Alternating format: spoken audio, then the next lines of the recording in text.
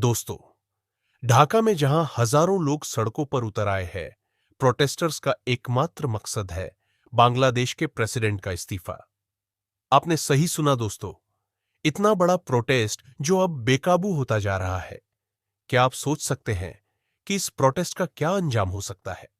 क्या प्रेसिडेंट मोहम्मद शहाबुद्दीन इस्तीफा देंगे या नहीं, या फिर बांग्लादेश में कुछ और बड़ा होने वाला है? आप ये जानने के लिए बने रहिए हमारे साथ, क्योंकि इस वीडियो में हम आपको ऐसे तथ्यों से रूबरू करवाएंगे जो शायद ही आपने पहले कहीं सुने होंगे। अब जरा सोचिए, हजारों लोग ढाका के बांग भवन यानी प्रेसिडेंट हाउस के सामने जमा हो चुके हैं।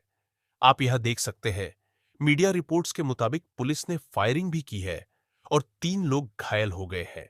लेकिन दोस्तों, यह सिर्फ शुरुआत है। प्रोटेस्टर्स ने 24 घंटे का अल्टीमेटम दे दिया है। कह दिया है कि अगर प्रेसिडेंट ने इस्तीफा नहीं दिया तो कुछ बड़ा होगा क्या? यह सिर्फ धमकी है या सचमुच बांग्लादेश में कुछ बड़ा बदलने वाला है? अब आपको बताते हैं कि क्यों बांग्लादेश की सड़कों पर यह माहौल है।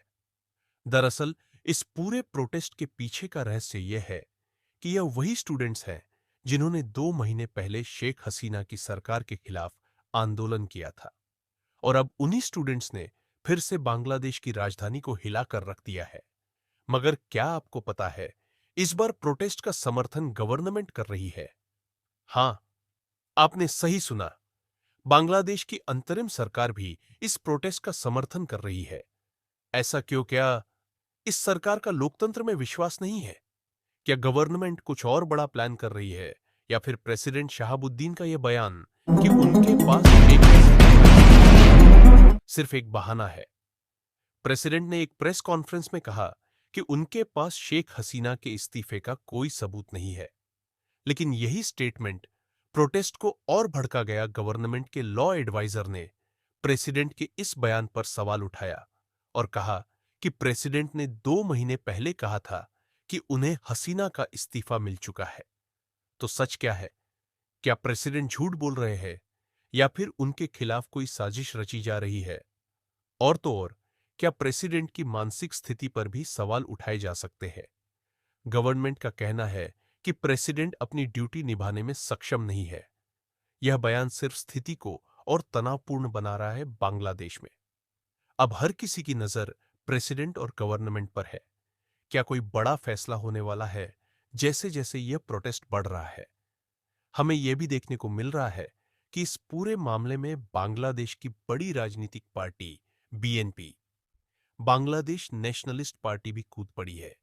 उनकी प्रेसिडेंट खलीदा जिया ने भी कहा है कि प्रेसिडेंट झूठ बोल रहे हैं, और शायद वह शेख हसीना को दोबारा सत्ता में लाने की कोशिश कर रहे हैं।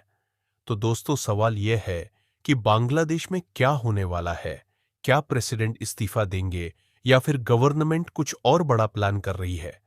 क्या यह प्रोटेस्ट सिर्फ शुरुआत है, या इसके पीछे कोई बड़ी क्रांति की तैयारी चल रही है?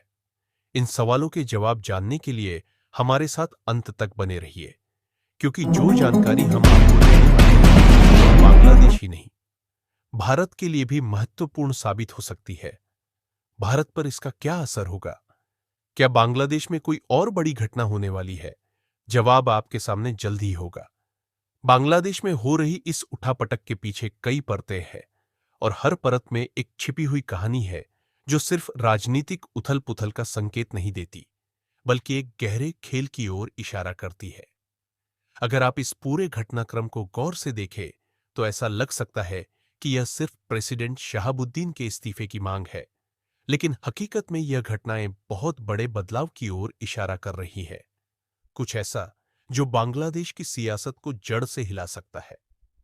देखिए, इतिहास ने हमें बार बार सिखाया है कि जब भी बड़े पैमाने पर युवा वर्ग किसी राजनीतिक आंदोलन का हिस्सा बनता है, तो सत्ता में बैठे लोग आसानी से नहीं बच पाते।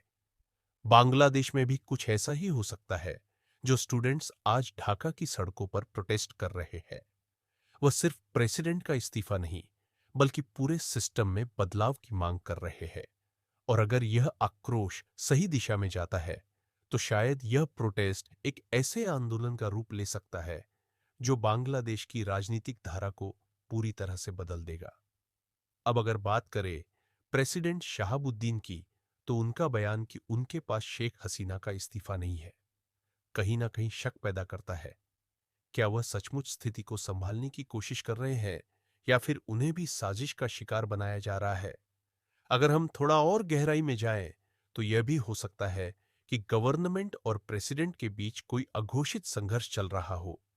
अगर ऐसा है, तो बांग्लादेश में सिर्फ सरकार बदलने की बात नहीं है, बल्कि एक गहरे राजनीतिक संघर्ष का संकेत है, जो आगे चलकर बांग्लादेश के लोकतंत्र को प्रभावित कर सकता है। एक और दिलचस्प बात पर ध्यान दें। गवर्नमेंट का इस आंदोलन को समर्थन देना बहुत कुछ कहता है। जब किसी सरकार का अंतरिम प्रशासन ही जनता के साथ खड़ा हो जाता है, तो यह सत्ता के अस्थिर होने का संकेत है। क्या यह समर्थन वाकई जनता के लिए है या इसके पीछे कोई छुपा हुआ एजेंडा है? कई बार अंतरिम गवर्नमेंट अपने आप को असली सत्ता में स्थापित करने के लिए ऐसे प्रोटेस्ट का फायदा उठाती है। हो सकता है कि बांग्लादेश में भी कुछ ऐसा ही चल रहा हो, जहां गवर्नमेंट का असली मकसद जनता का समर्थन लेकर अपनी पकड़ मजबूत करना हो।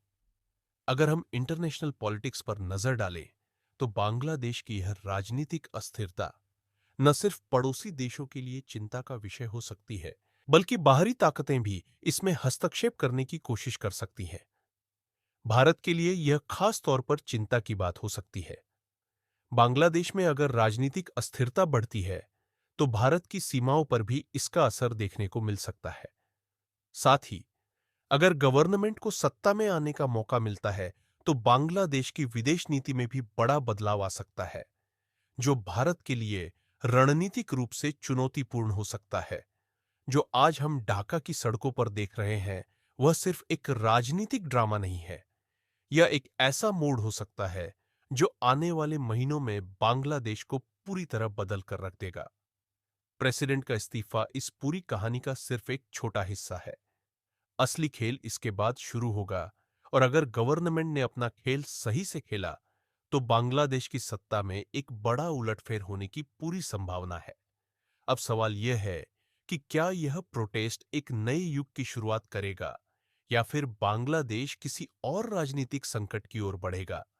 और सबसे अहम सवाल, क्या यह सियासी आग सिर्फ बांग्लादेश तक ही सीमित रहेगी या इसके अंगारे पड़ोसी देशों तक भी पहुंचेंगे? अपनी राय कमेंट में जरूर बताइए और इस वीडियो को एक लाइक करके अपने मित्रों तक शेयर जरूर करें ताकि उन्हें भी जानकारी मिल सके। इसी तरह और भी नॉलेजेबल वीडियो देखने के लिए चैनल को सब्सक्राइब करके बेल आइकन को ऑल पर जरूर सेलेक्ट करें। जय हिंद।